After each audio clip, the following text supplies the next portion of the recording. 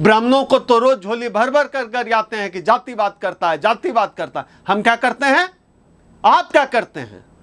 क्या दलित जातियां आपस में शादी कर रहे हैं? रोटी बेटी का रिश्ता है आपस में? बाबा साहब ने कहा था एनिहिलेशन ऑफ कास्ट, जाति का निषेध करो, जाति का विनाश करो। यह है जाति का विनाश कि दूसरा चमार से शादी नहीं कर रहा है, चमार धोबी से शादी नहीं कर रहा है, जाटव खटीक से शादी नहीं कर, आपस में रोटी बेटी का रिश्ता नहीं, और बात होगी स्वतंत्र दलित राजनीति की। यह कैसे संभव है साहब? यह संभव तब तक नहीं होगा जब तक समाज आत्ममूल्यांकन नहीं करेगा, समाज आत्मचिंतन नहीं करेगा, समाज जब तक अपने अंदर के जातिवाद को नहीं मारेगा, तब तक इस देश में स्वतंत्र दलित राजनीति, स्वतंत्र बहुजन राजनीति खड़ी नहीं हो सकती। समाज को सोचना होगा, समाज को तय करना पड़ेगा। यह समाज के ऊपर निर्भर करता है कि उसे कब अपना नेता चाहिए, क्यों अपना नेता चाहिए। मैं खुद जिस दलित जाति में पैदा हुआ, जो दूसरी दलित जातियों के लोग हैं जिन्होंने मेरी जाति खोज निकाली है, वो झोली भर भर मुझे गरियाते हैं। ये मैं झेल रहा हूं। मैं क्या कोई जाति की राजनीति करने चला हूं? मैं जाति की राजनीति के खिलाफ हूं। लेकिन समाज अपना मूल्यांकन करे ना। समाज क्यों नहीं नेता मानने के लिए तैयार है जो अंबेडकरवाद की बात करे? अभी कुछ समय पहले 2-4 महीने हो रहे हैं, ताल कटोरा स्टेडियम में हो रहा था प्रथम चमार सम्मेलन। उसमें बाबा साहब की तस्वीर गायब कर रहे हैं चमार सम्मेलन, कह रहे हैं कि ये, और चर्चा तो यहां तक है, मैं कंफर्म नहीं हूं, कह रहे थे कि ये चमारों का सम्मेलन है, ये अंबेडकरवादियों का सम्मेलन नहीं है, इसलिए बाबा साहब की तस्वीर नहीं। ऐसे करेंगे दलित राजनीति? ऐसे बहुजन राजनीति बनेगी? ऐसे अंबेडकरवादी राजनीति खड़ी होगी इस देश में? संभव ही नहीं है साहब। सर 2024 का लोकसभा चुनाव आ रहा है, लेकिन दलितों की राजनीति कहीं नजर आती नहीं दिख रही है देश में। एनडीए हो या इंडिया हो, दोनों महागठबंधनों में दलितों को ज्यादा तवज्जो नहीं दी गई है। मैं इस बात से असहमत हूं। अगर स्वतंत्र दलित राजनीति की बात करें तो मुझे नहीं लगता कि इस देश का दलित समाज, बात थोड़ी कड़वी है, समाज के लोग सुन लें, बात मैं थोड़ी कड़वी करूंगा। इस देश का दलित समाज डिजर्व ही नहीं करता है स्वतंत्र दलित पॉलिटिक्स के लिए। मैं उदाहरण के तौर पे कहता हूं, मैं किसी सपोज बिजनौर लोकसभा क्षेत्र, एक लोकसभा क्षेत्र है, सुरक्षित लोकसभा क्षेत्र, जमुई लोकसभा क्षेत्र, समस्तीपुर लोकसभा क्षेत्र जो रोसड़ा है, या दिल्ली का उत्तर पश्चिम लोकसभा क्षेत्र। मैं अंबेडकरवादी हूं, किसी राजनीतिक दल से नहीं जुड़ा हुआ।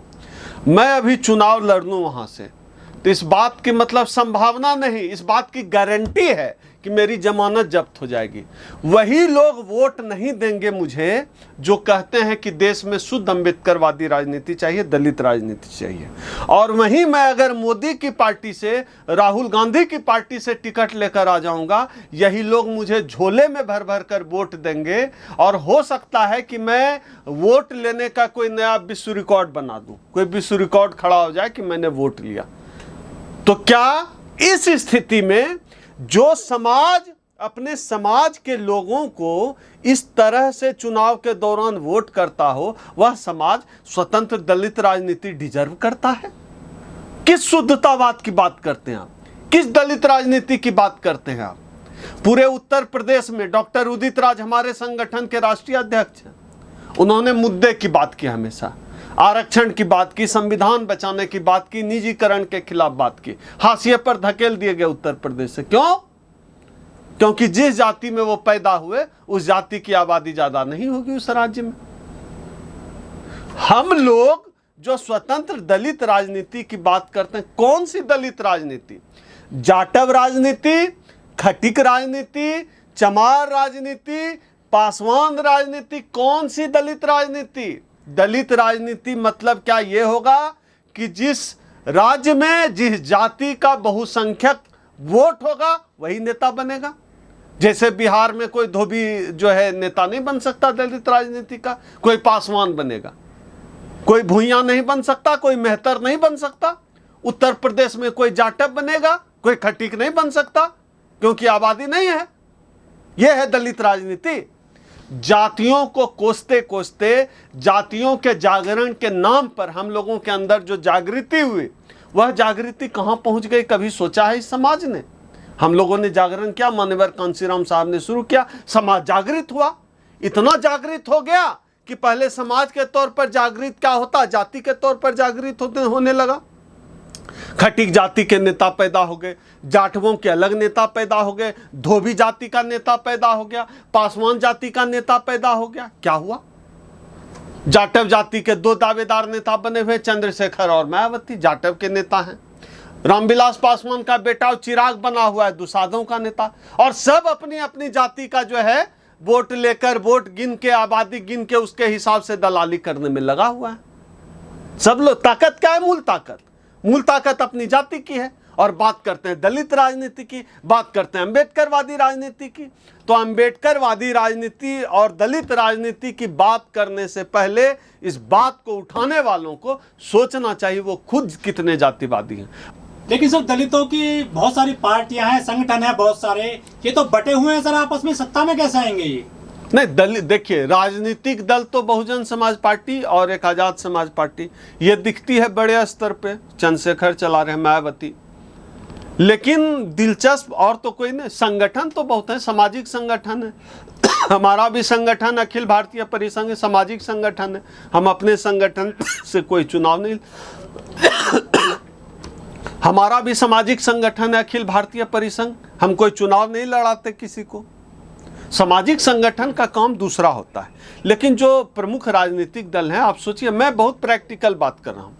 अब चाहे आजाद समाज पार्टी तो नहीं उभरी है, बहुजन समाज पार्टी आज क्यों जो है बहुजन समाज पार्टी उत्तर प्रदेश में सिमट गई, कभी सोचा है? सोच कर देखिएगा। क्यों जाटव उसको अपनी पार्टी का बोलते हैं, खटीक अपनी पार्टी का क्यों नहीं मानता है? समाज का दोष नहीं है। और समाज के साथ साथ नेताओं और राजनीतिक दलों की प्रक्रिया पर भी तो प्रश्न चिन्ह है, यानी कि भागीदारी में दिक्कत हुई।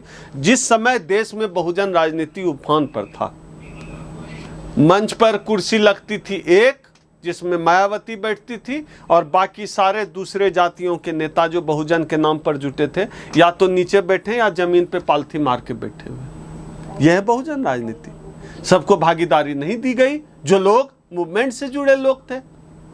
तो मूवमेंट से जुड़े लोगों को आप जाति का व्याकरण तोड़कर जब तक सबको समुचित भागीदारी नहीं देंगे, सभी जातियों को भागीदारी नहीं मिलेगी, तब तक स्वतंत्र राजनीतिक चिंतन दलित राजनीति का असंभव है।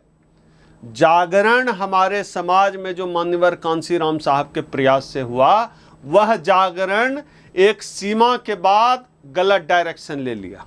बहुजन जागरण जाति जागरण में बदल गया। जातियों के नेता पैदा हुए, जातियों के दलाल पैदा हुए। समाज की बात सोचने वाला, समाज की बात करने वाला, समाज का काम करने वाला कोई नहीं आया। इसीलिए लेकिन बसपा सरकार में सबसे ज्यादा अधिकार दिए गए लोगों को, सभी जातियों को मंत्री बनाए गए, वो सदन भेजे गए, एमएलसी चुने गए थे, सभी को सम्मान मिलता है बसपा में, तो ऐसा कहा जाता है। हाँ, बसपा में तो ब्राह्मण सम्मेलन भी कराया, यही था कांसीराम जी का सपना, ब्राह्मण सम्मेलन कराना। सम्मेलन भी कराए हैं उन्होंने। नहीं, मैं ब्राह्मण सम्मेलन की बात कर रहा हूँ। ये बताइए, बहुजन समाज पार्टी यही ड्रीम था मान्यवर कांसीराम का कि ब्राह्मण सम्मेलन होगा। बहुजन समाज पार्टी के मंच पे जो है ब्रह्मा विष्णु महेश की मूर्ति चमकेगी। लेकिन कांसीराम जी ने तो बीजेपी से भी संबोध किया था ना। कौन किया? मैं वही कह रहा हूँ ना, ये था मान्यवर कांसीराम साहब का सपना कि गणेश की मूर्ति रहेगी। समाज का मोह भंग क्यों हुआ? सोचकर देखा है? समाज का मोह भंग इसलिए हुआ क्योंकि समुचित भागीदारी नहीं मिली। ये सीधी सी बात है, भागीदारी मिलनी चाहिए। कोई राज सत्ता चल रहा है क्या? मंच पे एक सिंहासन लगा हुआ है, सम्राट सम्राज्ञी बैठे हुए हैं, क्या है ये? तो इसलिए जब तक समाज खुद अपना मूल्यांकन न करेगा, समाज अपने अंदर का जातिवाद नहीं छोड़ेगा, तब तक इस देश में स्वतंत्र राजनीतिक चिंतन नहीं हो सकता। और आज के दौर में जब हम 2024 के मुहाने पर खड़े हैं, हम लोग तो कोशिश कर रहे हैं।